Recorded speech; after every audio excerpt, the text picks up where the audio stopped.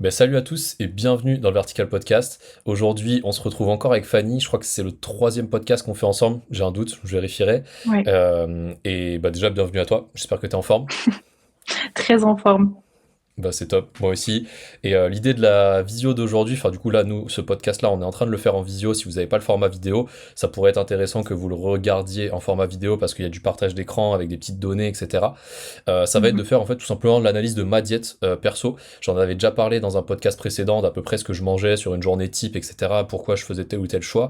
Mais là, du coup, bah, je vais me faire juger par Fanny qui est diététicienne nutritionniste. T'as tout compris. Voilà, Un petit consulting offert là, ça fait plaisir. c'est exactement ça, et puis bah, c'est l'occasion aussi de poser des questions qui reviennent souvent, parce que nous, chez Mm. Ascension, du coup, dans nos suivis, on intègre aussi la nutrition, pas au niveau d'un diététicien nutritionniste comme toi, enfin d'une diététicienne nutritionniste, mais voilà, les conseils, etc. Enfin, c'est aussi pour qu'on montre un peu bah, qu'on part pas de zéro en termes de connaissances, et pour un peu montrer tout ça, concrètement, comment on procède dans nos suivis diète aussi à nous. Bah déjà, est-ce que tu peux te présenter un peu plus pour ceux qui te connaîtraient pas, qui n'auraient pas écouté les autres podcasts d'avant, et après, on Ouais. passera à l'analyse plus tard. Clairement, bah avec grand plaisir. Donc moi c'est Fanny Pazek, donc la sœur de Léo en soi, on précise quand même. Je suis diététicienne nutritionniste depuis plus de 4 ans et j'ai mon entreprise en ligne de suivi nutritionnel, donc qui s'appelle Nutri Reset. Et c'est vrai que le but c'est d'accompagner justement tout type de profil sportif à améliorer les performances, le rapport à l'alimentation, le bien-être, la santé et tout l'équilibre général. On a vraiment une prise en charge holistique, moi et mon équipe, parce que je suis accompagnée d'une autre diététicienne à mes côtés. Et on propose vraiment tout un accompagnement extrêmement poussé sur l'optimisation de la nutrition. Mais le but, c'est pas créer de la charge mentale ou créer on va dire, un surcontrôle au niveau de la diète. Donc, c'est pas du tout ma vision, moi, de la nutrition. Oui, c'est important d'optimiser les choses et de faire les choses précisément si on a des objectifs, mais c'est pas pour autant qu'on doit être esclave de son alimentation. Donc, ça, voilà, c'est un petit peu mon mantra dans mon travail. À côté de ça, j'ai aussi une chaîne de podcast qui s'appelle Nutri Reset également. J'ai une chaîne YouTube FP Diet ainsi que mon compte Instagram FP Diet, tout en minuscule, tout collé pour ceux que ça intéresse et qui veulent me retrouver ailleurs. Mais du coup voilà, j'ai pas mal d'expérience notamment dans les sports de force, mais je me suis petit à petit, on va dire, ouverte et élargie à plein d'autres sports, sports collectifs, sports d'endurance. Même j'ai eu pas mal de personnes qui faisaient de l'escalade notamment, donc vraiment pour le coup, je suis un peu tout terrain en termes de sport. Ouais, c'est top. Puis de toute façon, on mettra tous les liens dans la description pour toutes les ressources que tu as citées. Bah écoute, en vrai, moi ça me paraît bien pour l'introduction. Si tu veux, on passe directement au bilan. Je te laisse faire et moi je suis vraiment là en tant Je sais que t'as que hâte. patient, on va dire. Déjà assez intéressant. Moi, c'est vrai que dans chacune de mes prises en charge, je fais remplir un formulaire pré-consultation à mes suivis où je demande de décrire une journée type, que ce soit de sport, d'entraînement, de marche de quotidien et surtout une journée nutritionnelle type si la personne en a une. Toi, l'avantage, c'est que tu calibres déjà tout et que je sais que tu fais très très gaffe à ça aussi. Donc, on a pas mal de petites choses à checker ensemble. L'état des lieux et ce que je conseille à tout le monde, c'est d'être pleinement conscient de sa situation de base et de son alimentation actuelle avant même d'engendrer le moindre changement, le moindre calcul de métabolisme ici ou ça. Il faut savoir, on va dire, où on se trouve. D'où l'intérêt d'un formulaire préconsultation ou de tout recenser, tout checker sur 1 à 2 journées dans son quotidien. Et là, c'est ce que tu as fait. Donc, franchement, c'est parfait. Moi, ça m'aide beaucoup. Donc déjà, l'avantage de ton fichier aussi, c'est que bah, tu as des calculateurs qui te permettent aussi d'avoir une bonne vision d'ensemble de tes besoins et de tes objectifs. Donc là, on va vraiment partir en analyse de ta diète comme si tu n'avais pas d'objectif précis en termes de changement de poids et de changement physique. On part vraiment sur un maintien et sur vraiment une analyse de tu dois te maintenir, avoir de l'énergie à l'entraînement et ça va pas plus loin entre gros guillemets, simplement de Ouais, l'optimisation c'est ça. générale de ta qualité de vie et de quotidien. Pas de prise de Donc masse, pas de sèche, etc. Là, c'est vraiment mon cas perso. Si vous êtes dans un cas différent, forcément, ce sera pas du tout les mêmes conseils. Mais l'idée, c'est qu'on puisse vous montrer un peu comment ça fonctionne, bah, un bilan diète, éventuellement les petits conseils que moi je vais pouvoir recevoir, pour que vous puissiez aussi vous dire, ah ouais, c'est intéressant là, même en optimisant plus ou moins tout, il reste des trucs à améliorer. Et après, comme tu l'as dit un peu en introduction, faut pas devenir esclave de son alimentation l'alimentation. Je compte pas mes calories tous les jours. Je mange au resto, je sais pas, 2 fois par semaine. Quand j'ai envie de manger un truc, je sais pas, je passe devant une boulangerie, j'ai envie de manger un pain au chocolat, je vais manger le pain au chocolat, tu vois, je suis pas en mode nutri-nazi, compter mes calories tous les jours et tout. Par contre, ce qui est clair, c'est que, bah voilà, comme je te l'ai mis dans la journée type, j'ai Il faut plus ou une moins une base. journée type, et je sais que, on va dire, allez, peut-être 80-90% des jours où je m'entraîne, là, parce que c'est un jour d'entraînement dans l'exemple, bah ça va se passer comme ça, en fait. Il n'y a pas trop Mm. d'écart sur ces jours-là. Enfin, après, voilà, comme on disait, on n'est pas au gramme près. Là, j'ai essayé de quantifier un peu toutes les quantités, tout bien peser et tout pour que ce soit cohérent. Mais dans la vraie vie, je vais pas forcément tout peser au gramme près, quoi. Enfin voilà, ça c'est important Mm. de le préciser. Et moi, je le précise aussi à chaque visio que je fais avec des clients en diète. C'est souvent, nous, ce qu'on fait chez Ascension, c'est de l'optimisation et du conseil. C'est pas quelque chose qui vise à complètement transformer votre Ouais, alimentation c'est de pas une A à prise Z, en charge, quoi. etc. Exactement, ça va être des petits Mm. conseils qui vont vous permettre d'avoir des gros changements, parce que souvent, un petit conseil bien placé sur un truc où la personne elle manque de cette chose-là, ça peut avoir un gros impact, mais ça va pas non plus vous faire perdre 15 kilos en 3 mois, ou vous faire prendre 10 kilos de muscle ou quoi, c'est pas du tout l'objectif de nos suivis. Enfin, et du coup, peut-être que toi, il y a des objectifs comme ça dans tes Moi, c'est suivis, l'inverse, mais ouais. voilà, c'est ça. Moi, vraiment, pour le coup, c'est que des prises en charge avec un objectif vraiment poussé, où on reprend toute l'alimentation de A à Z. On va vraiment prendre ce que la personne fait déjà de bien et changer un petit peu tout ce qui ralentit par rapport à l'objectif, qui ne va pas amener la personne à son objectif. Et on y va très progressivement. On propose des suivis de 3 à 6 mois, donc on prend vraiment le temps de tout. On laisse rien à côté, rien au hasard. C'est pas juste une analyse d'une diète avec ok, bah là, d'après ce que je vois, tu manges peut-être pas assez de protéines et on augmente ça. En soi, c'est intéressant de déjà faire cette première démarche, évidemment, mais si on a des objectifs beaucoup plus poussés ou un cadre, comment dire, un petit peu plus complexe, c'est-à-dire un objectif d'une grande perte de gras, par exemple, une pathologie, un déséquilibre hormonal, des troubles digestifs, un rapport compliqué ou malsain avec l'alimentation, tout ça, ça nécessite quand même un petit peu plus que des conseils bien placés au bon endroit. Donc, donc ça voilà. Reprenons du coup un petit peu du coup ta diète, Léo. Et la première chose que j'ai dit, c'est effectivement il faut analyser ta journée type, mais il faut aussi analyser tes besoins.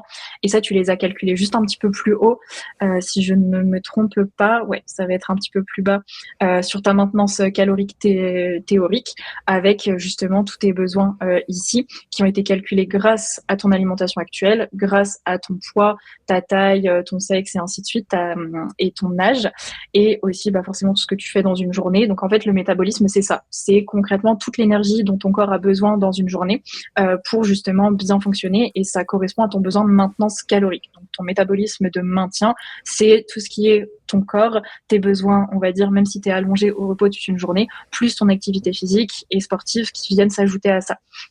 Et ça calcule le métabolisme. Donc toi, ton calcul métabolique théorique, il est à 2780 calories, on va dire. Et ce que tu as réussi à mettre en place et trouver vraiment en termes de moyenne par rapport à tout ce que tu fais, de tes journées et ainsi de suite, tu es plutôt arrivé à 2005. Donc, on va dire ta moyenne calorique, elle est entre 2005 et 2007. C'est intéressant aussi de travailler avec des fourchettes et pas être drastique sur son maintien calorique parce qu'il peut varier en fonction de sa journée type, il peut varier en fonction d'énormément de choses, du stress, pour les femmes de la période, par exemple, du mois, du cycle menstruel. Donc, en fait, avoir une fourchette calorique cible, pour moi, c'est aussi assez intéressant parce que ça évite d'être trop drastique et d'être trop poussé en termes de précision. La précision, elle va être intéressante quand on a des objectifs très précis de recomposition corporelle et ainsi de suite, ou d'augmentation métabolique, par exemple. Mais sinon, si on cherche simplement à se maintenir, viser une fourchette calorique, c'est tout aussi efficace que d'être drastique sur un total calorique à atteindre tous les jours. Donc ça, déjà, c'est une première chose à retenir. Et tes besoins du coup en calories, protéines, lipides, glucides, tu as fait une très bonne répartition. Donc moi, ce que je recommande pour un sportif, c'est d'avoir environ 20% justement de son apport journalier en protéines, ou 1,8 g par kilo de poids de corps en moyenne. Après, encore une fois, tout dépend des profils. Donc là, c'est à peu près ce que tu as fait, donc c'est vraiment excellent. Par rapport à ton poids de corps, tu es un petit peu, je dirais, tu es plutôt à 1,9 g qu'à 1,8 g, mais c'est très bien, ça calcule une petite marge de sécurité. Pour les lipides, 25% pour un sportif, c'est assez intéressant. Et en fait, il faut laisser de la place aux glucides. Donc, pour moi, cette répartition, elle est vraiment optimale, celle que tu as faite, avec justement un très bon apport en glucides, donc à plus de 50% de tes besoins caloriques journaliers. Donc, 350 grammes par jour, sachant que tu t'entraînes, on va dire 2 fois dans une journée. Pour moi, c'est vraiment, vraiment 300 grammes, c'est le grand minimum. 350, c'est assez intéressant. Mais je dirais que tu peux même pousser jusqu'à maximum 400. Après, tout dépend aussi de ton métabolisme et du reste de tes activités à côté de ton sport. Donc, ça, vraiment, c'est ma première analyse, que tes calculs, ils sont plutôt cohérents. Et je l'avais fait aussi un petit peu de mon côté, puisque j'ai aussi un calculateur, on le voit ici, et j'avais trouvé à peu près justement 2786 calories par jour si tu cherches soit à te maintenir, soit à avoir un léger surplus calorique. Mais franchement, avec ton niveau d'activité, on est vraiment sur des choses pareilles entre 2005 et 2008, grand maximum. Donc c'est pour ça que tu as une certaine marge aussi si 700 jamais grammes un de jour tu veux glucides, augmenter. 700 grammes de glucides, je veux Non, bien. là, c'est parce que j'ai pas. Ah, si seulement. Ouais. Là, si je te mets 1,8 g et 1,2 g de lipides, tu vois, tu te Ouais. retrouves avec les fameux 400 grammes de glucides que je te disais qui pourraient être assez intéressants. Mais franchement, pour le coup, de mon point de vue, tes apports actuels, ils sont quand même assez cohérents avec tes besoins. Et ça, franchement, c'est le plus important.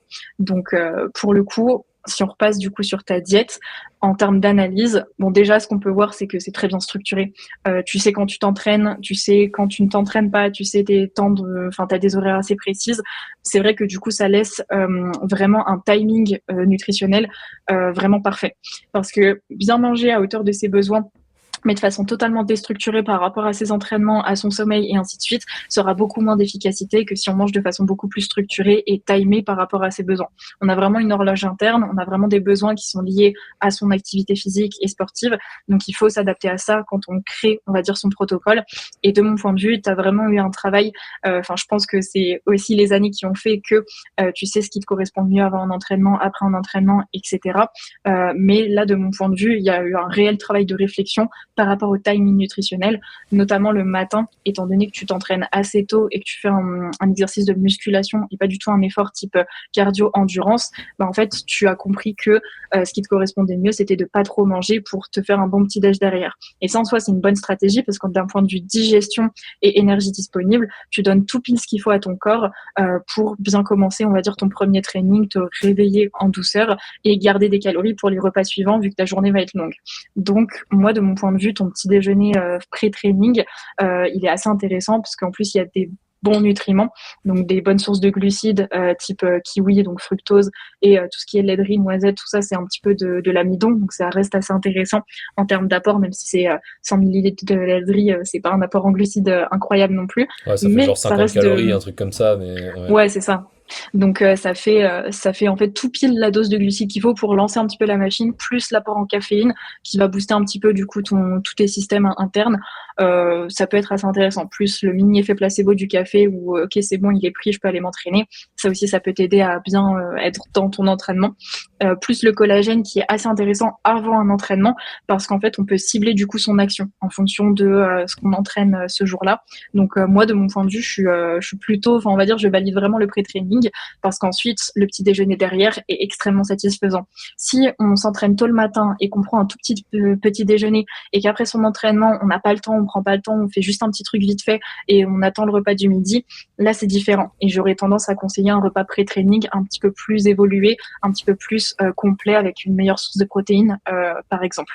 Mais là étant donné que après ton entraînement tu vas direct sur 3 œufs, du comté au lait cru, des sources de féculents, on va dire complète avec les Weetabix, plus du lait, donc un apport en protéines assez intéressant et vite assimilé, on est extrêmement bon. T'as aussi un très bon apport en lipides dès le matin, ce qui est très satisfaisant pour réguler ton système hormonal, bien créer tout ce qui est testostérone et ainsi de suite, ce qui va t'aider justement à lancer la synthèse protéique et surtout à retirer tous les bénéfices de ton entraînement. Donc ça, franchement, pour le coup, j'ai rien à dire. Ton petit déjeuner, il est bien. Je mets juste un petit point d'accent sur peut-être le manque de fruits. Mais étant donné que tu as ton kiwi en première partie de journée, enfin juste avant ton entraînement, je pense que tu as structuré les choses comme ça. Mais c'est vrai que tout va dépendre aussi de ton confort digestif. Si tu sais que tu peux être, pour les personnes qui ont on va dire un transit ou une digestion plus compliquée, faire un petit déjeuner aussi complet et complexe, ça peut être assez intéressant de le simplifier peut-être un petit peu pour pas avoir trop d'éléments à digérer. Donc chez les personnes beaucoup plus sensibles d'un point de vue transit, je remplacerai les Weetabix par exemple plutôt vers une céréale beaucoup plus simple à digérer avec moins de fibres. Et remplacer le lait par quelque chose avec moins de lactose dedans. Mais Peut-être voilà, une ça banane reste à du la place, détail. genre par exemple. Ouais, plutôt fruits, ça c'est beaucoup plus digeste. Ou par exemple, ça peut être quoi? Ça peut être une tranche de pain au levain qui peut être beaucoup mieux digérée selon les personnes évidemment, parce que il y a quand même du gluten, mine de rien quand même dedans, dans les Weetabix aussi. Mais c'est une forme, grâce au levain du pain, qui aura prédigéré un petit peu la chose. Donc, en termes de micronutriments et de confort digestif, je dirais que ton petit déjeuner peut être amélioré, mais tout dépend de ton profil. Donc là, si toi tu le digères bien, qu'il n'y a pas de souci là-dessus, reste sur ça étant donné qu'il te convient. Mais Ouais, je c'est pense ça. qu'il y a chez pas mal de personnes, ça ne pourra pas forcément correspondre à 200%. Donc c'est pour ça qu'il ne faut pas hésiter à déjà ne jamais recopier la diète qu'on voit ici, parce que chaque personne est différente, et surtout adapter au cas par cas les petites choses en fonction de sa propre tolérance, de ses goûts personnels. Mais ouais, clairement pour moi, ton petit-déj, rien à dire là-dessus. On va faire le petit parallèle avec les compléments alimentaires. Multivitamines, vitamine D, oméga 3, le matin, c'est excellent. Je conseille pas forcément de tout prendre à jeun et donc plutôt de remonter tes apports en multivitamines, vitamine D, oméga 3 avant vraiment ton training. En soi, ça change rien. Et si tu as créé une routine où tu es sûr que tu les prends au moment de ton petit déjeuner et que du coup tu les prends tous les jours à heure régulière, c'est beaucoup plus intéressant que y penser une fois sur deux parce que t'es pas assez bien réveillé avant ton entraînement par exemple. Donc pour moi, comment tu as structuré les choses, c'est assez intelligent aussi, parce qu'il faut penser au côté pratique également. Ouais, c'est ça Toi, aussi, au c'est niveau de ton pratique de petit tout prendre déj, d'un coup, les compléments, tu vois, je vais pas... Enfin, je sais qu'avant, je prenais multivitamine en même temps que le enfin, le café du matin, et au final, après, des fois, j'oubliais si je l'avais pris, après, des fois, je le prenais 2 fois parce que j'avais oublié, enfin, des tu vois. trucs comme ça, ouais. Mm. Donc, créer des habitudes et des routines, ça passe aussi par des réflexes, notamment au niveau des compléments alimentaires. Moi, si je prends ne serait-ce que mon propre exemple, mes compléments alimentaires du soir, je sais que je les prends sans problème parce que j'ai fait mon petit pilulier que je mets à côté de ma brosse à dents et tout, et il n'y a pas de souci, j'y pense tout le temps avant d'aller dormir. Par contre, le matin, étant donné que je l'ai jamais sous les yeux et tout, en fait, du coup, j'y pense pas et je saute plus facilement mes compléments alimentaires du matin que ceux du soir. Donc voilà, c'est des petits détails, des petits trucs à trouver, et ça nécessite quand même de bien se connaître et surtout de tester des choses. Toi, ton petit déjeuner comme ça, je suppose que si tu as pu créer cette routine-là, c'est parce que tu en as essayé plein d'autres avant Ouais, et que la conclusion a été que c'était celui-ci qui te convenait le mieux. Après, je pense que tu varies aussi selon l'année, selon les périodes, c'est mais ça. en tout cas, ta base actuelle, elle te convient là maintenant parce que tu as aussi fait tous les tests avant. Donc, une bonne nutrition, ça se construit. Bah, en fait, tu vois, typiquement, ça m'arrive à la place des Weetabix, genre, je prends de la brioche. Genre, enfin, ça m'arrive, tu vois, c'est pas fou. Oui, Mais après, c'est bah, je OK. vais manger moins de lipides à d'autres moments. Enfin, c'est. Toi, je dis ça parce qu'en ce moment, j'en mange pas mal, parce que aussi, collation pré-entraînement, genre, ça passe bien, la brioche en ce Mm. moment. Mais, enfin, voilà, des trucs comme ça, où, voilà, à la place des Weetabix, ça va être un muesli, ou des fois, ça va être des chocs à pic, quand j'ai envie de sucre, j'en sais rien, tu vois. Mais, enfin, ça reste Mm. OK, tu vois. Enfin, c'est pas des quantités, genre, astronomiques. Mais, Et ouais, puis il faut justement, tirer. c'est plus intéressant que tu crées aussi une flexibilité comme ça. Et je pense que c'est mieux de te dire, OK, bah là, de temps en temps, ce sera les Weetabix parce que beaucoup moins de sucre, plus de fibres, un bon apport en protéines. Des fois, bah non, ce sera plus choc à pic parce que plus de glucides, un peu moins de protéines. Et je sais que j'ai d'autres objectifs ou que j'ai juste envie d'un peu plus de sucre ou d'un autre goût. La brioche, pareil, tu sais que c'est ton petit truc en ce moment. Tu sais bien que c'est pas, on va dire, en termes de nutrition, ce qu'il y a de parfait. Mais justement, si tu vois que tu manges souvent un aliment, essaye de le choisir de bonne qualité. Donc une brioche, on va dire, avec du beurre bio, ou Ouais, j'en sais rien. boulangerie. Enfin, exactement. Ou sinon, tout simplement rendre les choses comme ça, faire un roulement. Tu sais que de temps en temps, tu vas avoir envie de brioche, bah, tu peux l'intégrer sans problème et tu fais attention du coup à côté d'avoir tout le reste en micronutriments et en protéines. Et en fait, c'est pas la brioche qui fera une différence. Donc vraiment, il y a aussi une question de fréquence, de quantité et de qualité. Une brioche ultra industrielle, je sais pas moi, un pitch, et une brioche avec Oui, du levain dedans, du boulanger d'à côté, une ça n'a rien à voir. petite, ouais voilà, c'est ça, ça n'a rien à voir. Donc faire attention aussi à ça. Mais franchement, déjà que tu consommes des œufs, je sais que tu les consommes bio et ainsi de suite, du ghee, donc c'est du beurre clarifié qui est de meilleure qualité, qui ne s'oxyde pas, du comté au lait cru, ça aussi extrême bonne qualité. En fait, c'est pas si à côté tu manges un petit peu de brioche plutôt que des Weetabix, c'est pas ça qui fera la différence dans ta diète, genre vraiment pas. Non Petit mais gourmand. clairement, non, non, mais bah ouais, petite brioche Nutella de temps en temps, ça fait plaisir, tu vois. Sans Non huile mais de je suis pareil. palme, tu vois, pas du vrai Nutella, mais non, non, mais clairement. Euh, Toi, au niveau de ton petit déjeuner, ta digestion et ton énergie, du coup, et ta récupération, surtout post-entraînement, étant donné que tu as un autre entraînement après, est-ce que tu as déjà remarqué, peut-être si tu prenais pas forcément le même petit déjeuner ou si tu changeais ta routine ou ci ou ça, que après ça pouvait avoir un impact sur ton énergie de l'après-midi, ou justement c'est tellement ancré en toi cette routine que tu t'as jamais pu le remarquer? Il y a un moment, je mangeais moins de glucides, où tu vois, je Mhm. prenais par exemple genre compote et flocons d'avoine, je mélangeais les deux, mais je devais avoir peut-être genre 150 grammes de compote, 30 grammes de flocons d'avoine, tu vois, et du coup ça faisait moins de Mm. glucides au global. Il n'y avait pas le lait du coup aussi. Ouais, Je sentais que j'avais ouais, un peu moins d'énergie au global, mais en fait je m'en rendais pas compte jusqu'au moment où Mm. j'ai refait un peu mes calculs et je me suis dit, ah ouais, là en fait je mange pas assez de glucides, et du coup j'ai réaugmenté mes glucides, et là je me suis dit, ah ouais, là en fait ça fait la la diff. diff est réelle. Ouais, ouais, Mm. ouais. Non, pour le coup, ça, je l'ai vraiment senti. Après, c'était pas énorme non plus. Ça t'est peut-être allé 70-80 grammes de glucides sur la journée, tu vois. Mais en vrai, au Mm. global, ça faisait quand même beaucoup. Ah, ouais, ça fait une Ouais. diff, hein. Bah, parce que j'avais trop de lipides, et enfin, j'avais le même nombre de calories, mais trop de lipides et pas assez de glucides. Et j'ai rebalancé le truc, en fait. Et Mm. ouais, je le sens beaucoup mieux maintenant, ouais. Ouais, bah, je me rappelle aussi à un moment, tu avais recalculé, il me semble que c'était il y a une petite année, où tu avais vraiment commencé à remonter un petit peu tes cales aussi, et que tu avais vraiment vu une différence, et qu'en même temps, tu perdais du poids. C'était il y a à peu près un an, Ouais, non? ouais, c'est ça. Bah, même maintenant, hein, tu vois, genre, je compte plus trop les calories tous les jours et tout.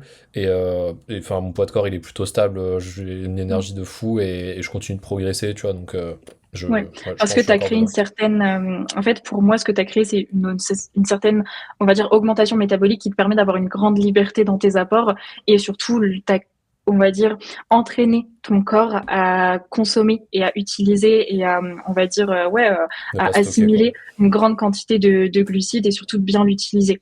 Donc, à partir de ce moment-là, une fois que ton corps est entraîné à ça, c'est ce que je fais aussi des fois avec des sportifs d'endurance qui préparent une course. On va entraîner le système digestif à bien assimiler les glucides et en fait, petit à petit, ils vont pouvoir en consommer de plus en plus pendant leurs courses, pendant leurs entraînements, ce qui va rendre leur énergie disponible beaucoup plus intéressante. Et en fait, toi, tu l'as fait à une beaucoup plus petite échelle, avec beaucoup moins d'enjeux et de façon beaucoup moins consciente. Mais mine de rien, le fait d'augmenter tes glucides, surtout si ça a été un petit peu par un petit peu, et que ça a été de façon régulière et qu'une fois que c'était augmenté, tu n'y as plus touché et tu as été globalement stable dans ça, en fait, tu as réhabitué ton corps à une meilleure quantité d'énergie. Et forcément, si ton corps a plus d'énergie, son métabolisme va aussi aller plus vite et du coup tu vas digérer plus vite et voilà, tu vas fonctionner globalement plus rapidement et donc brûler de l'énergie au quotidien plus rapidement. C'est une petite réaction en chaîne, surtout si tu as une bonne santé hormonale derrière, une bonne récupération, un bon sommeil et une stabilité générale, on va dire. Ok, très très clair et ça correspond bien à ce que je pensais. Au niveau de tes repas principaux, donc on va dire déjeuner et dîner, pour le coup, rien à dire, dans le sens où c'est vraiment une structure que je recommande moi dans quasiment tous mes suivis. Il y a de la qualité, il y a de la quantité, il y a de la variété aussi. Il y a de tout, il y a des glucides bien répartis, des sources de protéines d'extrême bonne qualité, bien faire attention à la provenance, voilà, à tout ça. Les légumes surgelés, c'est un certain cheat code pour moi, surtout quand on n'est pas dans une saison optimale, là, automne-hiver. Si on n'aime pas trop je sais pas, si on n'aime pas trop tout ce qui est courge et ainsi de suite, on se retrouve un peu bloqué avec des poireaux, du céleri, donc pas top. Euh, enfin, moi, j'adore ça, mais ça dépend des gens. Donc, en fait, se baser sur des légumes surgelés pour avoir plus de variété, tout en ayant une bonne dose de micronutriments et de fibres, pour moi, c'est une très bonne astuce et ça fait gagner du temps et ça crée aussi une bonne habitude de j'ai pas d'excuse pour pas manger de légumes. Ouais, c'est surtout Donc, ça. La moi, je flemme de l'utilise beaucoup. couper, de laver, de trucs. T'es là, t'ouvres le sachet dans la poêle terminée. Ça, je le dis à tous mes suivis aussi. Picard sous-côté. C'est Clairement. exactement ça. L'huile d'olive, parfait pour un repas, parce que je suppose que tu l'utilises pour la cuisson, donc c'est une huile justement Ouais, c'est qui ça. respecte bien la cuisson. C'est pas la meilleure huile non plus. Enfin, c'est une huile très intéressante et moi je conseille souvent de varier les huiles. Souvent je conseille à mes suivis de faire par exemple le midi par exemple des légumes cuits et des légumes crus et d'utiliser l'huile pour un assaisonnement de légumes crus, donc type crudité et faire plutôt de l'huile de lin, de l'huile de noix, donc une huile qui ne supporte pas la cuisson mais qui est beaucoup plus riche en acides gras d'oméga 3 par exemple.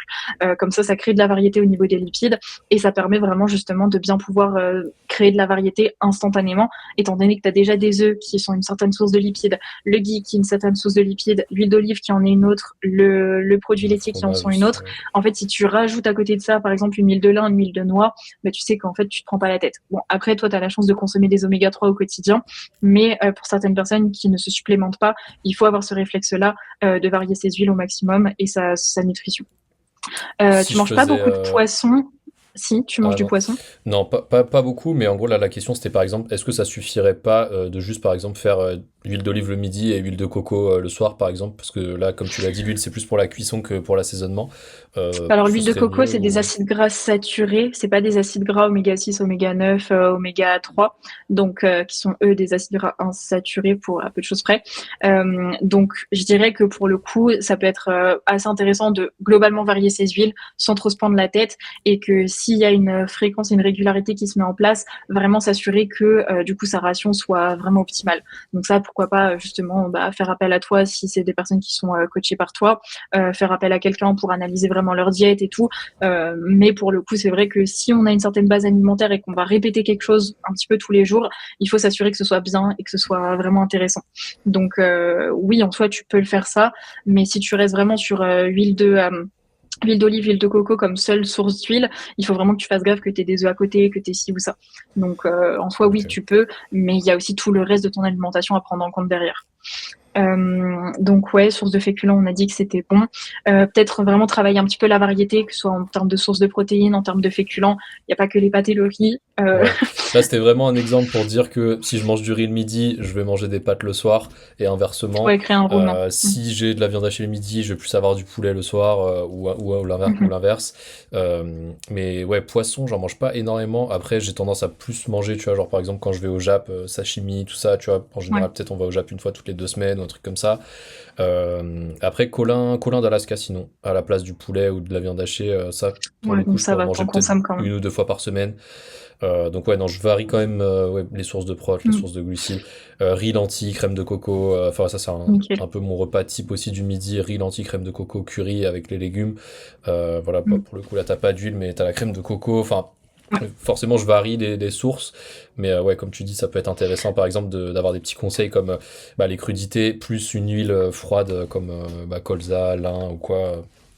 Ouais, moi c'est un peu ce que je fais avec mes patients justement. En gros, moi ce que je fais, alors par exemple si je leur conseille 10 grammes d'huile d'olive dans leur plan alimentaire, en fait à côté il y aura toute une liste d'équivalence où il y aura de l'huile de lin et noix, de la crème par exemple, que ce soit 30%, 15%. Je peux même des fois proposer du fromage en remplacement du fromage, de l'huile pardon, si jamais il y a pas trop de fromage qui est consommé déjà dans le plan alimentaire de base. Je parle aussi en avocat, en beurre aussi, ne pas l'oublier, mine de rien. Si c'est un beurre de bonne qualité, c'est tout aussi intéressant tant qu'on ne le fait pas trop cuire. Donc ouais, vraiment pour le coup, créer des équivalences et avoir en tête que on n'est pas obligé de rester tout le temps sur les mêmes aliments. En fait, ça permet tellement de ne pas se sentir piégé ou strict dans son alimentation. Là, se dire que si on n'a pas envie de, enfin, même si on n'a plus d'huile chez soi, savoir qu'il y a plein d'autres possibilités qui existent, ça peut aussi rassurer et éviter d'être dans l'ultra contrôle ou dans vraiment non, il faut que je mange ça et si je mange pas ça, c'est pas bien. Il n'y a aucun aliment qui est meilleur en soi qu'un autre. C'est vraiment une question de fréquence, de quantité, de qualité, de répartition et par rapport aux besoins de chacun. Donc ouais, Et, voilà un euh, petit peu. et à quel point tu penses que c'est important de varier si, par exemple, je suis réglé, c'est tout le temps les mêmes repas, etc. Et je sais que si, par exemple, je commence à varier mon repas du soir, il y a des chances que ça me saoule dans ma routine de varier le repas du soir et que je retombe un peu dans les habitudes classiques. Voilà, riz, pâtes, viande hachée, huile d'olive. À quel point, tu vois, l'un est plus intéressant que l'autre? Est-ce que c'est mieux de rester sur une routine qui est pas 100% optimale, mais où tu sais que ça va rester une routine? Ou essayer un peu de casser cette routine avec, bah, tu vois, là, je prends l'exemple des légumes crus, crudité plus huile de lin. Je sais que j'aime pas ça. Déjà parce que c'est trop chiant à préparer, les légumes crus. En plus, ça prend trop de volume. Je les finis jamais. Enfin, ou si je les mange en entrée, je finis pas mon assiette. Tu vois, c'est un truc où le conseil, il est bien sur le papier, mais je sais que en concret, je pourrais pas l'appliquer. Elle est où un peu la balance à faire en tant que patient, entre guillemets, tu vois, quel choix Ouais, après c'est moi ce mieux que que je je fasse conseille pour créer une sorte de variété, mais quand même être dans une routine, c'est le meal prep.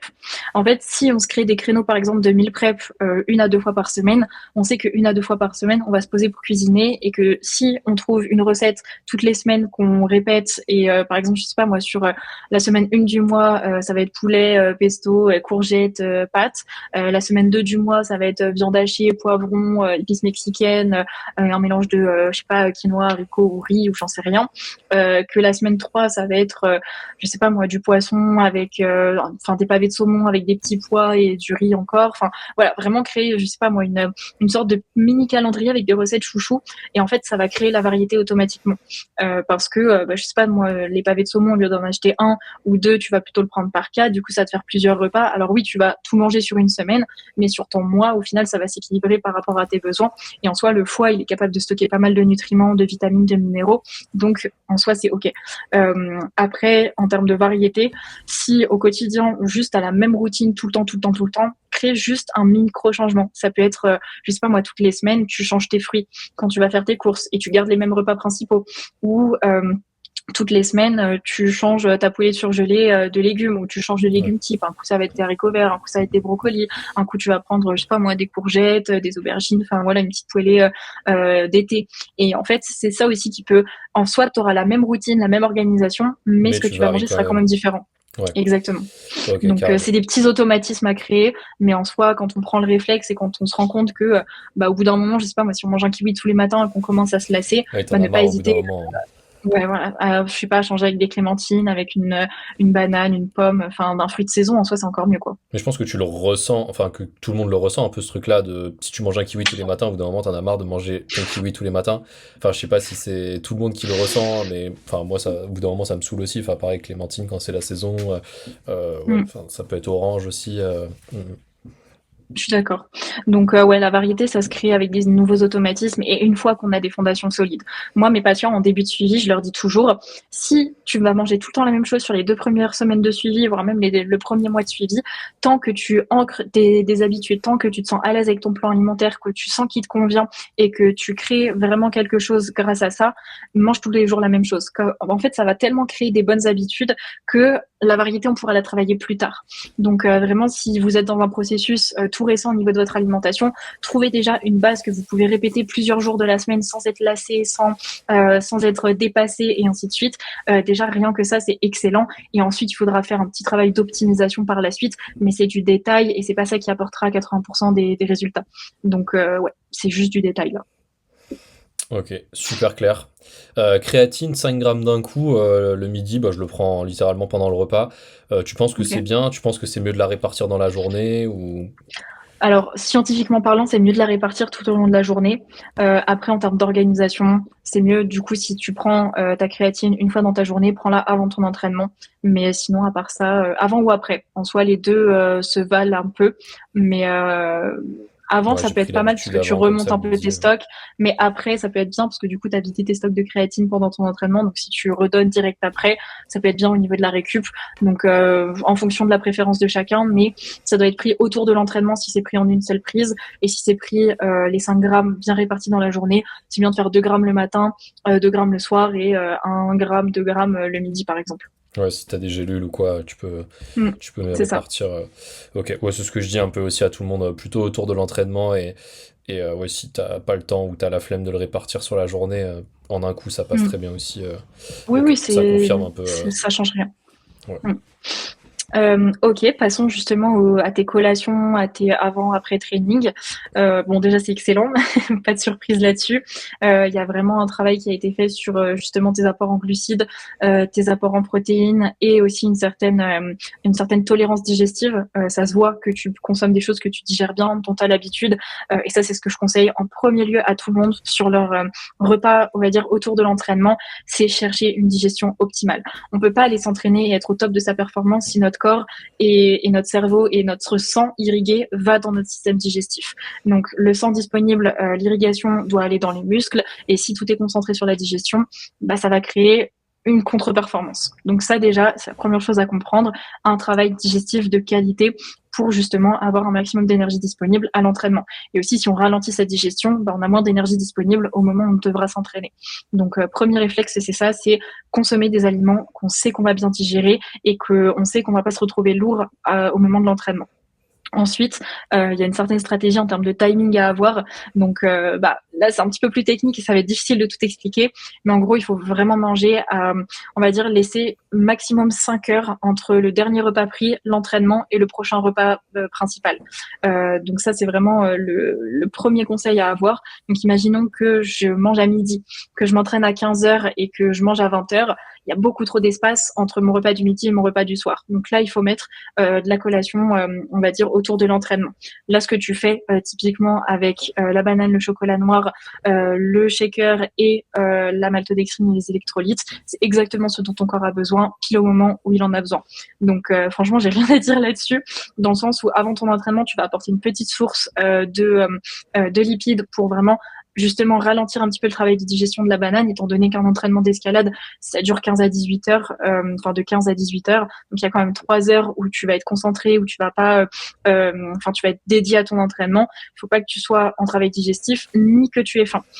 Donc en fait, la banane et chocolat noir, ça va avoir un petit peu ce double effet-là, parce que c'est une quantité de lipides quand même assez intéressante pour ralentir la digestion, mais pas trop pour ne pas t'alourdir. Et la banane, c'est une quantité de glucides intéressante avant d'aller t'entraîner, qui est rapidement disponible et qui va quand même se digérer à une vitesse un petit peu plus lente grâce au chocolat.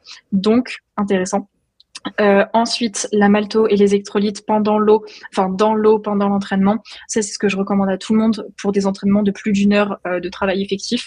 Donc franchement, pour le coup, c'est parfait. J'augmenterai la malto en fonction de tes besoins et de l'intensité de l'entraînement. Ça dépend aussi. Ou de ton repas pré-entraînement. Hein. Si tu vois que, je sais pas, moi, t'avais pas trop faim le midi et que du coup, t'as réduit telle ou telle quantité, pense à augmenter ta malto. Mais sinon, la quantité de 20 grammes, elle me semble plutôt adéquate sur tes besoins et comparée à ton alimentation générale et tes besoins.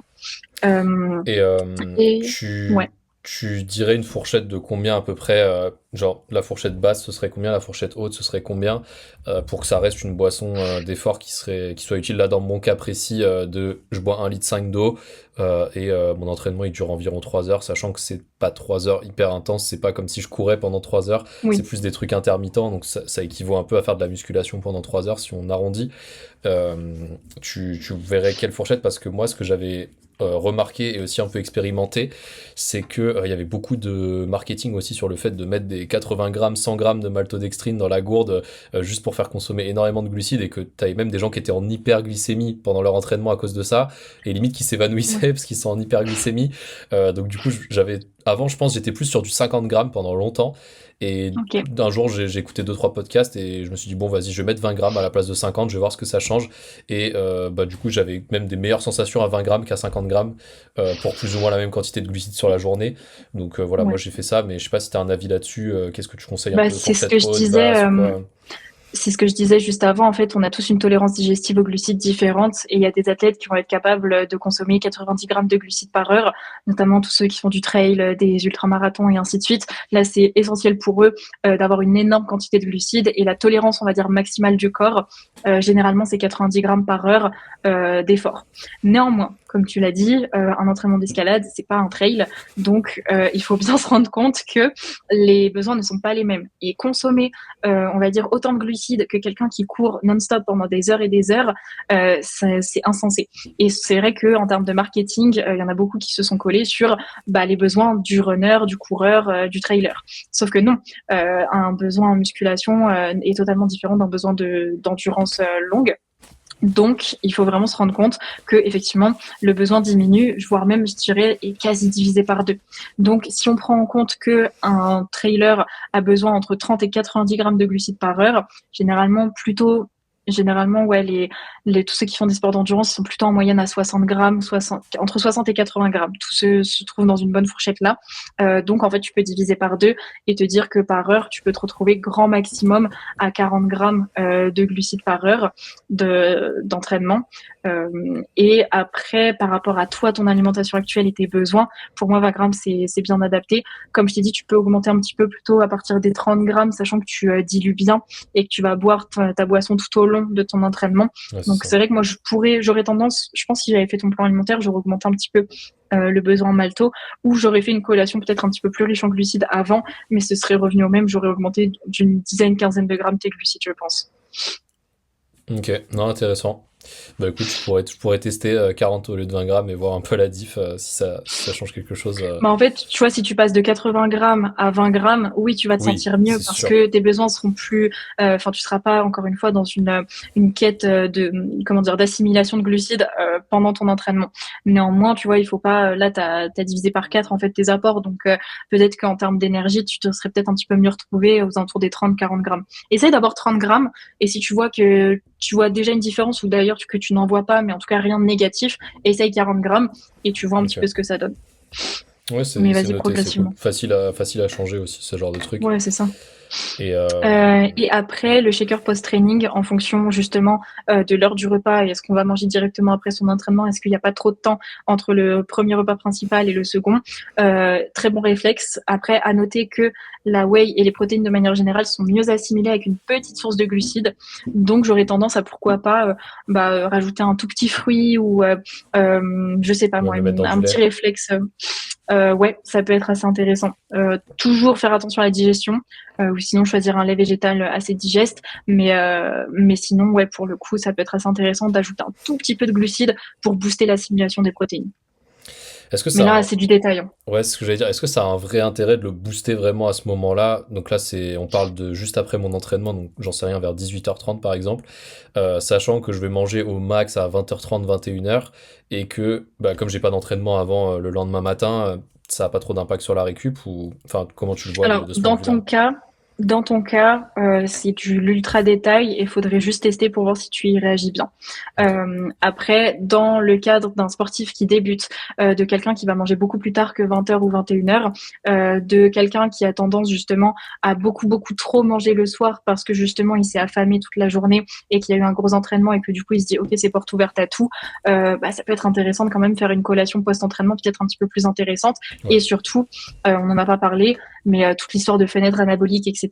Dans ton cas où ça fait plus de 5 ans que tu t'entraînes de façon bien régulière, ta fenêtre anabolique, elle est de 24 à 48 heures. Par contre, pour un débutant, plus on est débutant, plus la fenêtre anabolique est restreinte.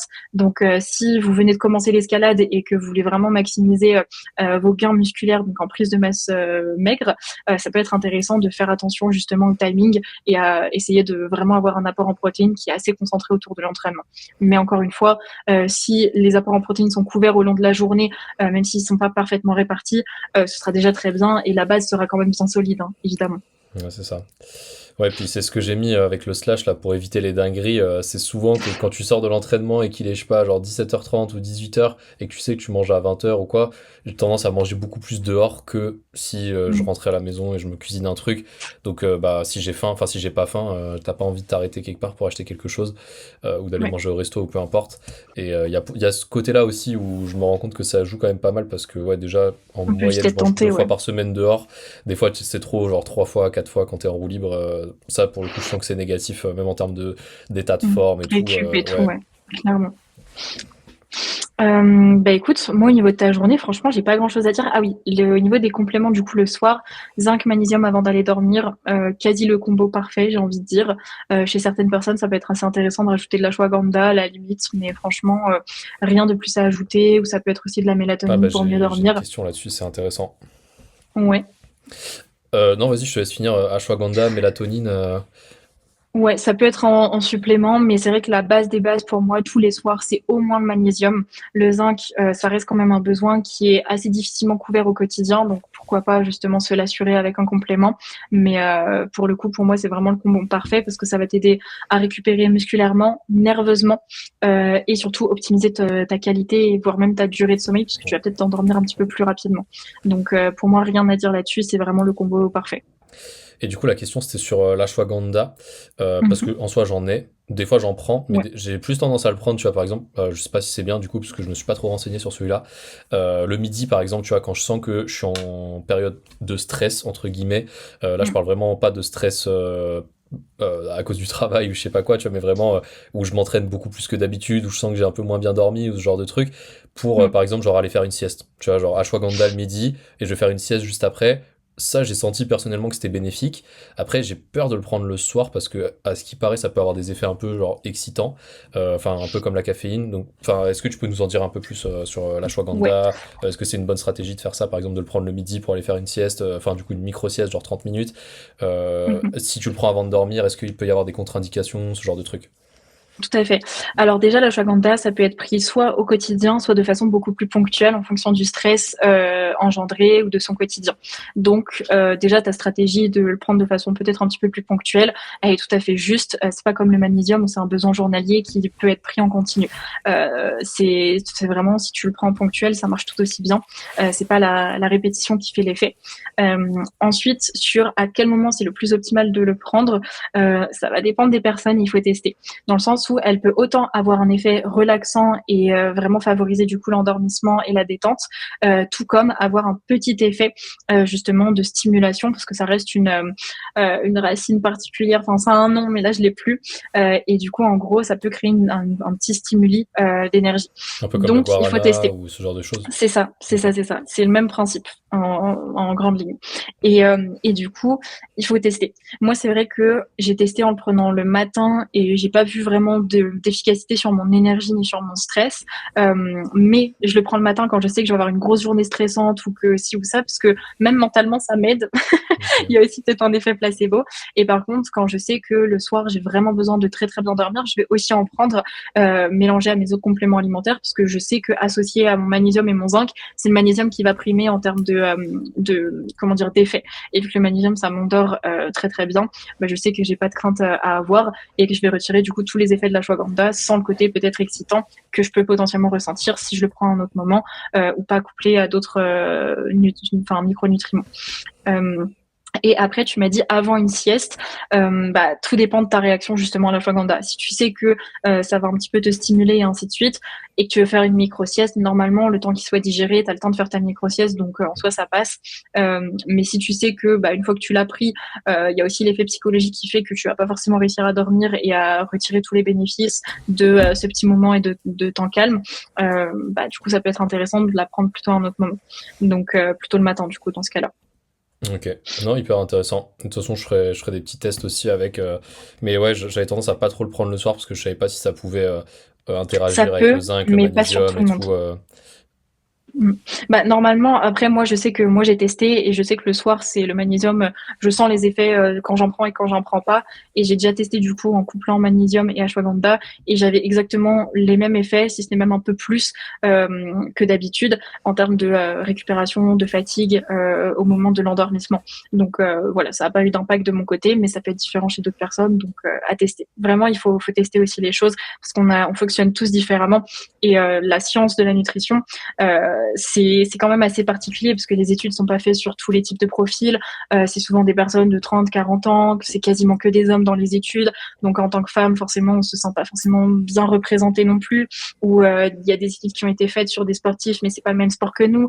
Donc voilà, il faut prendre Débutant, un petit pas peu aussi les débutant, ouais, t'en as parlé tout à les l'heure. études avec des pincettes parce que justement, il y a certes des études qui sont faites qui montrent l'efficacité ou non de telle ou telle chose, mais on n'est pas exactement le même profil que la personne qui a été testée ou le panel de personnes qui ont été testées. Donc, il faut quand même tester aussi les choses par soi-même et se rendre compte de ce qui nous convient, ce qui nous convient moins. Et ça, je le dirai toujours à mes suivis, mais notre propre corps, si on le traite comme il faut, il va toujours aller dans notre sens et nous donner les réponses qu'on cherche. Donc, voilà.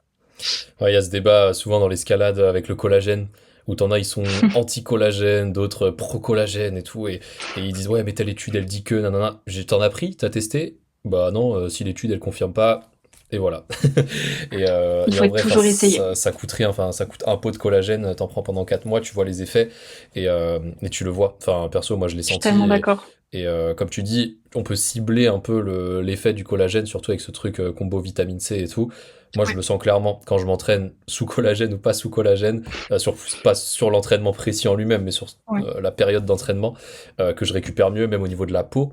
Ça, c'est un truc que Mm. j'ai vu aussi, enfin, la peau des mains, là, pour ceux qui n'ont pas la vidéo. Donc, la peau des doigts pour l'escalade, c'est hyper important parce que si vous n'avez pas beaucoup de peau, bah, vous allez pouvoir moins bien vous entraîner parce que vous allez moins bien grimper, tout simplement. Comme si vous aviez mal aux pieds au bout de 30 minutes de course, quoi. Bah, vous pouvez courir que 30 minutes, vous n'allez pas courir 1 heure. Mais avec Mm. la peau, c'est un peu pareil. Et des fois, je double, voire même je triple les doses de collagène. Mais tu vois, par exemple, je le prendrais pas les 3 fois d'un coup ou les 2 fois d'un coup. Je prendrais bah, une fois le matin, une fois le midi et peut-être des fois une fois le soir.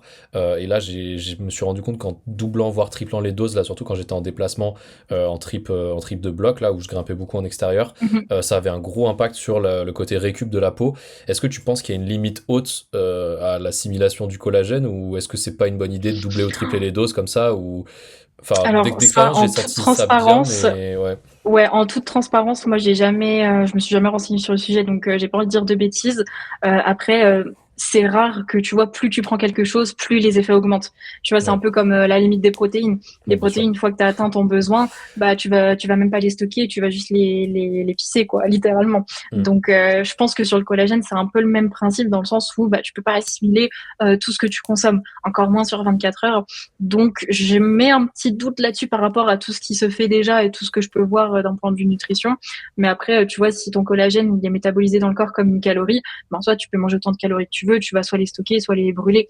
Je sais pas. Franchement, j'ai envie de dire je sais Ouais. pas, mais ça me paraît très bizarre, tu vois À que. tester pour Mm. des périodes spécifiques comme ça, peut-être où tu sens que tu as besoin d'un peu mieux récupérer ou quoi. Mais là, je parle vraiment de la récup au niveau de la peau, là, pour le coup. Je parle pas de la récup tendineuse, ligamentaire ou quoi, ou Puis même c'est musculaire. pareil, tu vas prendre du collagène, t'as beau tripler des apports, si tu dors pas assez, si tu bois Oui, pas assez, voilà, c'est il clair. faut On est aussi d'accord. voir ce qui est le plus, ce qui a le plus de bénéfices. Et souvent, c'est les habitudes et l'environnement avant même la supplémentation. Mais toi, si tu as déjà l'habitude de l'environnement ou si tu sais que à cette période, ton environnement va pas être optimal, tu peux essayer de contrebalancer peut-être avec une supplémentation. Il y a un petit peu de cas de figure, mais toujours prioriser quand même les bases des bases des bases de la nutrition et de la performance, enfin de la récupération, quoi. Ok, c'est top. T'avais d'autres choses à rajouter ou on passe un peu sur la partie questions-réponses ou quoi, mais si tu devais faire un peu un résumé là, global de mon profil pour faire simple, avec peut-être, je sais pas, deux, trois conseils pratiques, tu aurais dit quoi en gros résumé pour faire simple? Bon alors déjà, si tout le monde, enfin si tout sportif avait un petit peu la même logique, que ce soit de régularité, de qualité, de timing, je pense qu'il y aurait beaucoup moins de problèmes de stagnation, de blessures et ainsi de suite. Donc rien que ça, vraiment, tu as une base qui est excellente. Et tout ce que j'ai dit qui pouvait être amélioré, c'est justement parce que tu as un certain potentiel d'optimisation et que je sais qu'on peut aller plus loin. Parce que je te connais, je sais que tu peux optimiser les choses très facilement, que tu as une certaine rigueur et qu'il n'y a aucun souci pour toi de mettre en place des choses. J'aurais pas du tout eu le même discours avec quelqu'un soit que je connais pas, soit qui vient de commencer justement à prendre soin de son alimentation. Donc vraiment, il faut prendre ça aussi en compte que là, en soi, j'ai fait un podcast mais presque individualisé. Ouais. Euh, Après, mais on a quand même sinon, fait de des manière généralités générale, dans le podcast et tout, mais comme tu dis là, c'est vraiment comme si tu faisais mon profil à moi. Il faut pas prendre tout ce que tu dis au pied de la lettre. C'est hyper important. ouais, Ouais. exactement. Mais de manière générale, les apports sont là, les besoins sont connus, la stabilité est là, la régularité aussi. Le fait que tu manges quasiment tous les jours la même chose, ton corps, il va savoir ce qu'il attend. Il va te remercier de ça aussi parce que c'est de la qualité, que ce soit d'un point de vue digestion, d'un point de vue récupération, d'un point de vue énergie à l'entraînement. Tu vas en retirer que des bénéfices et aussi en termes de composition corporelle. C'est vrai qu'on n'a pas parlé plus de l'avantage de la nutrition sur le physique, mais en fait, là, ce que tu consommes, c'est exactement ce qu'il faut pour créer une prise de masse musculaire et limiter la prise de masse grasse et du coup avoir un rapport poids-force le plus optimal possible parce que c'est adapté à tes besoins caloriques journaliers évidemment. Mais pour le coup, rien à dire là-dessus. Pour moi, il y a vraiment quelque chose qui est très solide et c'est ce que je conseille à tout le monde, c'est de se créer une journée type, de l'adapter à son quotidien parce que on a tous une journée type en tête, hein, de cuisiner pendant 3 heures, manger des bons petits plats ici ou ça, mais factuellement, on va se retrouver avec une Si t'as réunion de pas le dernière temps. minute à midi et on va se retrouver à manger, je sais pas, des gnocchis à poulet tous les midis. Bah non, en fait. Donc, je parle en connaissance de cause, mais Ouais. pour J'ai le souvent coup, le cas avec il des faut. sandwichs, par exemple, le midi, tu vois, où je Mm, vais dire à mes clients, bah c'est ok de manger un sandwich le midi, prépare-le toi-même, mets la bonne dose de jambon, fromage, enfin, ou autre c'est source de ça. protéines, mets du bon beurre dedans, des crudités, peu importe, plutôt que d'acheter un sandwich en boulangerie qui est pas assez protéiné, peut-être un peu industriel si c'est pas préparé par la Mm. boulangerie elle-même. Enfin, c'est bête, mais c'est un truc très pratique où, bah, en fait, tu manges la même chose, mais ça a pas du tout le même impact. Donc, ouais, je te Et ça prend le rejoins même temps. totalement là-dessus, ouais, clairement. Donc non, je suis 100% d'accord. Il faut vraiment créer en fait une sorte de fondation nutritionnelle qu'on est sûr que ça s'adapte à soi et à son quotidien, à ce qu'on peut et ce qu'on veut mettre en place. Il faut vraiment trouver le juste milieu. Toi, tu as réussi, bah, grâce à toutes tes actions et tout ce que tu as déjà travaillé, à trouver cette routine-là. Mais ça ne veut pas dire que c'est la routine à appliquer pour tout le monde. Il faut que chacun travaille sur ce qui marche pas, ce qu'on digère pas, ce qui est facile à mettre en place et à organiser ou non. Donc voilà, si je pouvais conclure là-dessus, c'est vraiment l'individualisation, c'est vraiment la clé d'une bonne nutrition en vrai. Ouais, mais c'est top. En vrai, je vais passer direct aux questions des abonnés. Du coup, j'avais mis une Ok, petite ouais. story sur Instagram et j'avais dit posez-moi vos questions. On en a eu quatre. Est-ce qu'on passe direct à ça parce que ou tu veux rajouter d'autres choses? Non, tu peux, vas-y, je suis prête pour l'interro surprise. Ah ouais, c'est parti. Du coup, la première question, c'était une question de Damien qui nous demandait en gros un conseil pour celles et ceux qui veulent atteindre leur objectif calorique mais qui ont peu d'appétit, donc vraiment cette densité énergétique. Est-ce que tu as des conseils vraiment pratiques là-dessus sur, voilà, je dois manger 3000 calories tous les jours, j'ai un petit appétit, comme je te disais par exemple avec les crudités, que si je mange des crudités en entrée, je vais C'est jamais mort quoi finir mon après. assiette de riz et de pâtes ou peu importe. Voilà, en gros, ce serait quoi tes conseils pratiques dans ces cas-là pour quelqu'un qui a un gros total calorique à atteindre mais qui a du mal à manger, quoi? Première chose, fractionner l'alimentation. Au lieu de faire 3 repas par jour où on doit se blinder, plutôt en faire 5. Donc 3 repas, 2 collations, voire même 3 repas, 3 collations, ça peut être excellent. Donc fractionner les repas, travailler sur le volume alimentaire. Donc par exemple, diminuer les portions de légumes et se supplémenter en multivitamines à côté pour être sûr quand même d'avoir ses besoins en micronutriments et trouver ses fibres ailleurs, du coup avec peut-être des féculents un petit peu plus complets et ainsi de suite. Donc ça c'est le premier exemple par rapport notamment à tout ce qui est fruits et légumes. Ça peut être compliqué d'en manger beaucoup quand on a un petit appétit mais qu'on veut quand même manger sainement. Donc petites astuces, ça peut être ça, ou choisir des fruits et légumes qui réduisent beaucoup par exemple à la cuisson. Ça peut être des champignons, ça peut être des épinards. Ça peut être très intéressant en fait d'avoir ça en tête parce que ça va prendre moins de volume. Sur le volume alimentaire, ça peut être aussi sur la densité calorique des aliments. Donc ça c'est le troisième point, sur la densité calorique des aliments. Consommer des aliments qui sont au minimum à 300 calories pour 100 grammes. Tout ce qui est en dessous, hors fruits, légumes, protéines, bien évidemment, parce que ça c'est essentiel. Sinon, tu manges que Mais des entrecôtes. non, mais c'est ça. Mais faire attention quand même à avoir une bonne quantité de végétaux et de protéines maigres. Mais une fois qu'on a ces besoins, on va dire, minimaux en protéines et en fibres qui sont atteints et en minéraux, on peut aller du coup sur des aliments extrêmement caloriques. Je pense par exemple, diminuer sa quantité de féculents pour manger peut-être un petit peu plus de miel dans son fromage blanc. Choisir un fromage blanc, je sais pas moi, 12-15%, donc un fromage blanc bien compact, ou des petits Suisses 12%, je crois que ça va jusqu'à 12, avec une bonne quantité de miel pour justement éviter de manger trop de féculents et une portion de protéines qui va trop caler par exemple. Enfin vraiment c'est des petits détails comme ça, mais jouer sur le pourcentage de matière grasse, jouer sur vraiment des calories liquides aussi, des calories qui se mangent très facilement comme ça peut vraiment déjà être assez intéressant. Hyper clair. Et une question qui me vient en tête par rapport à ça, dans quelle mesure tu peux augmenter tes lipides en termes de grammes par kilo de poids de corps par jour si vraiment du coup tu es un petit mangeur, et à quel point, enfin en gros est-ce que c'est ok de manger 2 grammes de lipides par kilo de poids de corps si Oui, tu le digères bien, etc. On part du principe que tu le digères bien, tu vois. Est-ce que c'est ok, est-ce que c'est pas ok, ouais, enfin c'est c'est quoi ok. un peu la limite Alors, bah, la limite, ça va être la limite de chacun, encore une fois. Mais pour le coup, j'ai déjà fait des plans alimentaires avec 150, 200 grammes de lipides par jour, quoi. Parce que on avait des totaux caloriques. Enfin, moi, je travaillais avec beaucoup de powerlifters et j'en avais un, il mangeait 5 ou 6 000 calories par jour. Je sais plus exactement. faut Mais pas là, manger du des coup, il bananes là. faut y aller, quoi. Ouais. C'est ça. Donc non, il n'y a pas de limite au niveau des lipides. Ce qu'il faut, c'est vraiment avoir en tête que bah, il faut pas que ça crée de troubles digestifs derrière. Il faut que l'équilibre en lipides soit assez intéressant. Donc il y ait vraiment tous les types de lipides, pas que juste on boive un demi-litre d'huile d'olive tous les jours. Il Oui, faut créer de la variété. On trouve des lipides dans les oléagineux, dans les avocats, dans la crème de coco, dans d'autres sources que purement les huiles, hein, vraiment. comme tu dis, même le fromage avec bah, Mm. même que ce soit le Fromage, fromage même blanc les ou viandes, hein. autre, ouais, les Les viandes un viandes, peu les plus poissons, grasses et tout, ouais, saumon, tout à fait. maquereau, ce genre de choses. Ouais, C'est clairement. ça. Ok, super. Donc c'est parfait pour cette question-là. Ensuite, j'ai la question de Jérémy qui nous demande un peu ton top 3 des aliments peu connus mais super intéressants, que ce soit en rapport qualité-prix ou rapport nutritionnel, tu vois. Enfin, est-ce que tu as un peu un top 3 d'aliments Mm. comme ça où tu te dis, Oh, ok, les gens ils mangent pas ces trois trucs-là et c'est hyper accessible, c'est intéressant pour tel ou tel truc. Un petit top 3 un peu comme ça, ou même un top un, tu vois. Moi, je sais que ce serait les lentilles corail, tu vois. Si on me pose la ah, c'est question, des aliments bizarres. Bah, je c'est. pensais aux Ouais. légumineuses, ouais, qui sont pas extrêmement connues ou qui sont un peu sous-consommées, alors qui sont extrêmement intéressantes. Les lentilles corail étant les plus digestes, c'est vrai que j'aurais peut-être dit ça, ouais. J'aurais dit légumineuses. Après, en aliments très spécifiques, moi, je pense à tout ce qui est côté cheese ou cancoyote. Ça, c'est Hmm. une bombe en termes de protéines et de lipides, mais pas trop de lipides, justement, comparé à la quantité de protéines. Ce sont des fromages. Et du coup, ça va autant avec le sucré que le salé. Par exemple, on peut se faire une petite tartine le matin avec du côté cheese, du miel, tout comme on peut faire, je sais pas moi, une quiche et mettre du côté cheese dedans, et ça peut vraiment booster l'apport en protéines, sans que ça change ni la texture ni le goût. La cancoyote, si on a vraiment, par exemple, beaucoup d'envie de fromage et qu'on veut faire quand même attention à son total calorique, bah on se fait des petits toasts à la cancoyote ou des petits dips de cancoyote. Et c'est en fait la cancoyote, c'est quoi? C'est 14 grammes de prot pour 110 calories pour 100 grammes.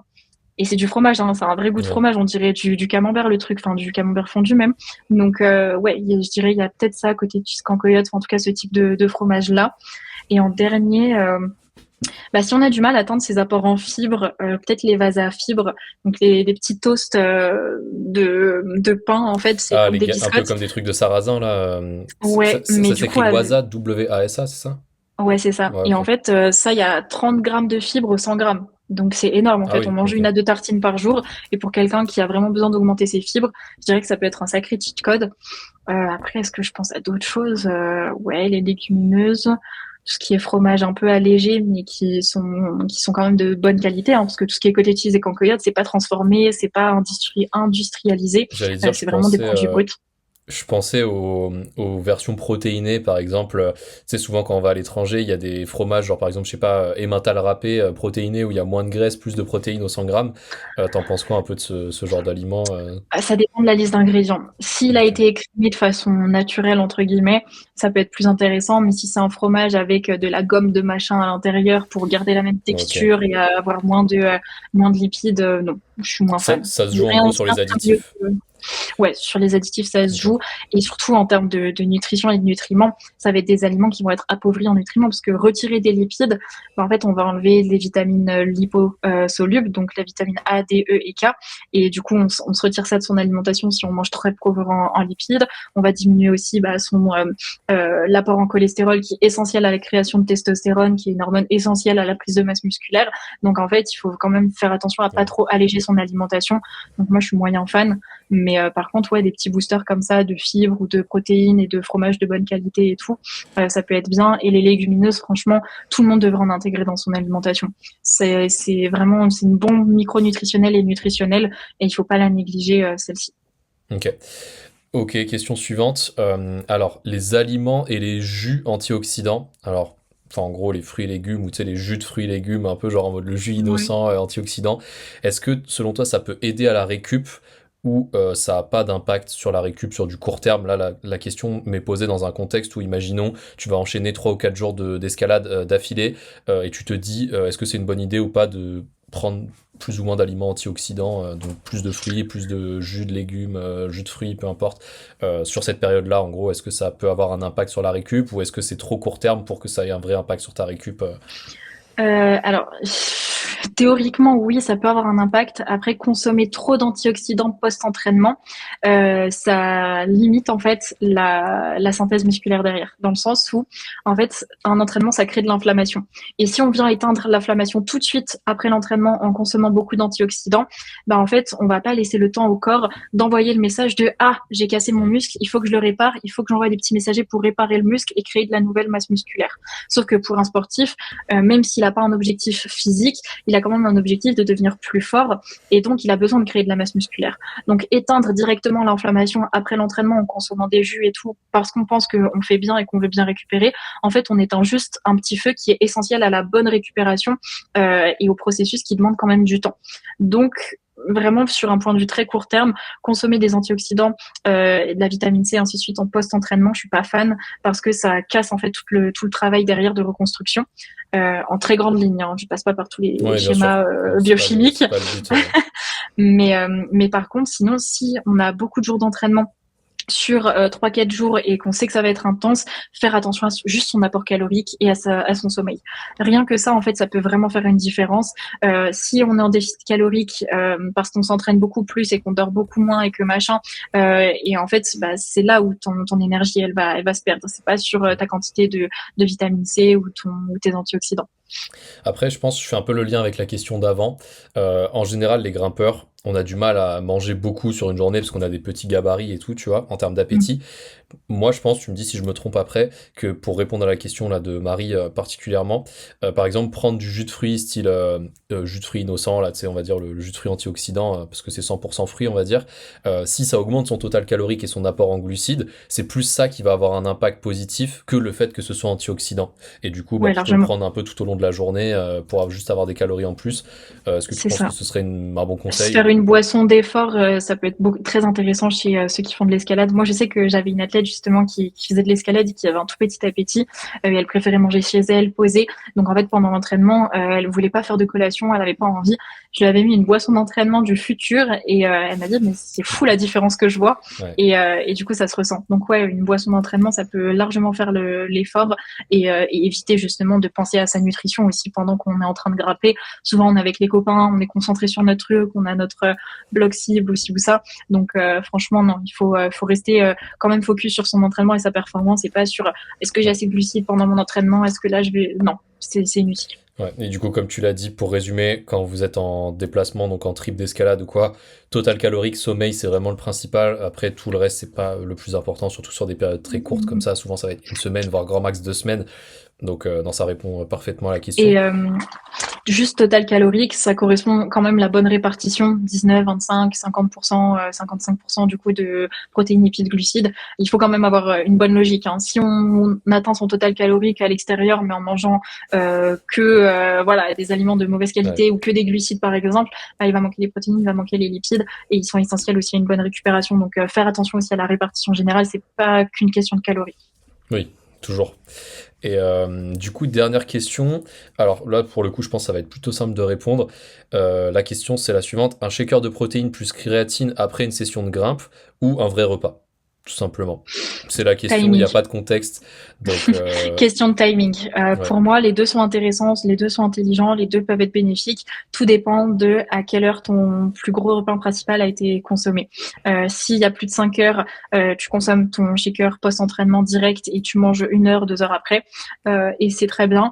Si justement il y a moins de 5 heures et que ça va être l'heure de manger, je sais pas moi, 30 minutes, 1 heure après ton entraînement, fais un vrai repas et consomme, on va dire, des aliments avec plus de fibres, plus de micronutrition à l'intérieur, type viande, poisson et ainsi de suite, qu'un shaker de whey.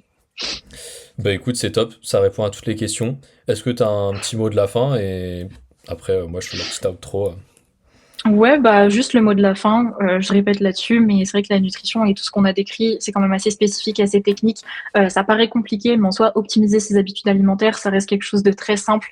Et c'est vrai que, enfin là, j'ai été très précise, assez tatillonne sur la journée type, mais en soi, juste comme je le disais, travailler les bases, connaître ses besoins, connaître son corps, ça reste quelque chose qui peut être facilement atteignable et que bah, si jamais ça intéresse qui que ce soit justement pour en discuter, en parler, bah, ne pas hésiter à me contacter, notamment sur Instagram, parce que bah, justement je propose des appels découvertes. On peut vraiment faire un petit check-up, un petit bilan, c'est gratuit, c'est offert, et ça permet justement d'avoir déjà un premier avis sur qu'est-ce qui serait bien, on va dire, de changer, d'optimiser dans sa nutrition par rapport à son objectif. Donc voilà, juste si jamais s'il y a besoin de plus de précision et de personnalisation à la suite de ce podcast, bah, ne pas hésiter à me contacter tout simplement. Ouais, clairement. Et puis, bah, en vrai, pour le mot de la fin, bah, déjà, merci à toi pour ton temps. Comme tu disais, tu fais aussi des appels de découverte. Ça m'a fait hyper plaisir de faire ce podcast, d'en apprendre toujours un peu plus, parce qu'au final, même si chez Ascension, tu vois, on inclut aussi la nutrition dans nos suivis, on n'aura jamais autant de connaissances que quelqu'un qui est vraiment 100% professionnel là-dedans. Et nous, ce qu'on fait, c'est vraiment ce qu'on dit à chaque appel, un peu de découverte, comme tu dis. C'est vraiment de l'optimisation et des conseils. C'est pas un suivi diète La hyper poussé. personnalisation ouais, Voilà, c'est ça, exactement. je C'est comprends. vraiment, on fait en sorte que les bonnes habitudes, elles soient respectées un peu au quotidien, bien manger, bien dormir, bien marcher, etc. Après ça, on prend le temps de le définir avec vous précisément pour que ce soit vraiment intéressant. Mais là, je vais reprendre un petit cas hors contexte parce que c'est vrai que je t'ai pas posé la question parce qu'au final, le podcast, il a duré assez longtemps. Mais j'ai beaucoup de clients et de clientes d'ailleurs qui sont un peu en déficit calorique chronique, c'est-à-dire que Mmh. si tu peux revenir un peu sur la case des besoins là à droite sur l'écran Ouais. et par rapport à ce qu'on mange en réalité. Ouais, un peu plus bas. Mmh. Ouais, c'est ça. Et redécale un peu à gauche pour qu'on ait les deux. Voilà, super. Ah oui, là. Là, vous voyez, il y a écrit maintenance calorique théorique 2785. Et en réalité, je mange 2500. Et du coup, j'ai un léger déficit sur le papier, comme tu disais. Après, c'est des fourchettes, etc. Pour me Mmh. permettre aussi un peu de flexibilité, de manger dehors de temps en temps, pas compter les calories, tout ça. Enfin voilà, il y a des raisons à ça. Mmh. Mais par exemple, j'ai souvent le cas de quelqu'un qui a une maintenance calorique estimée à 3000, par exemple, parce qu'il a un métier très physique, qui s'entraîne en plus, etc. Et qui va manger 1600 calories par jour. Ça arrive très souvent. Ouais. Et en fait, ça vous empêche de progresser, en fait, pour faire très simple. Vous récupérez pas assez, vous créez de l'inflammation sur de l'inflammation sur de l'inflammation, et après, bah voilà, enfin, Inflammation chronique, stress chronique. c'est ça, Ouais. et en fait, ça peut être hyper frustrant si vous démarrez un suivi et que vous vous entraînez à fond avec un autre coach ou peu importe, que ça, c'est pas pris en compte. En fait, pour moi, vous allez droit dans le mur, et c'est pour ça que chez Ascension, on inclut vraiment la nutrition dans les suivis, parce qu'il y a rien de plus frustrant que de s'entraîner à fond, de faire des retours hyper précis à un coach, etc.